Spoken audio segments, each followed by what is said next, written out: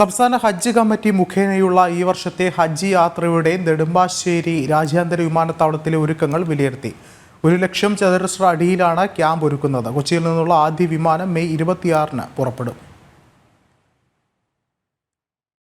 May 24 മുതൽ June 10 വരെയാണ് നെടുമ്പാശ്ശേരിയിലെ ഹജ്ജ് camp. 4,474 പേരാണ് കൊച്ചി വിമാനത്താവളം വഴി ഹജ്ജിന് പോകുന്നത്.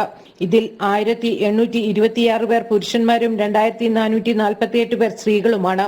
കൂടാതെ ലക്ഷദ്വീപിൽ നിന്നുള്ള 93 പേരും തമിഴ്നാട്ടിൽ നിന്നുള്ള 5 പേരും കർണാടകയിൽ നിന്ന് 2 പേരും കൊച്ചി വഴിയാണ് യാത്ര ചെയ്യുക. സൗദി എയർലൈൻസ് ആണ് കൊച്ചിയിൽ നിന്നും സർവീസ് നടത്തുന്നത്. മെയ് 26-ന് ആദ്യ വിമാനം പുറപ്പെടും. ജൂൺ 9-ന് അവസാനിക്കുന്ന രീതിയിൽ 16 സർവീസുകളാണ് നടത്തുക. കൊച്ചി കൂടാതെ കോഴിക്കോട്, കണ്ണൂർ എംബാർക്കേഷൻ പോയിന്റുകളിൽ നിന്നും യാത്ര ചെയ്യാൻ അവസരം ഒരുക്കിയിട്ടുണ്ട്.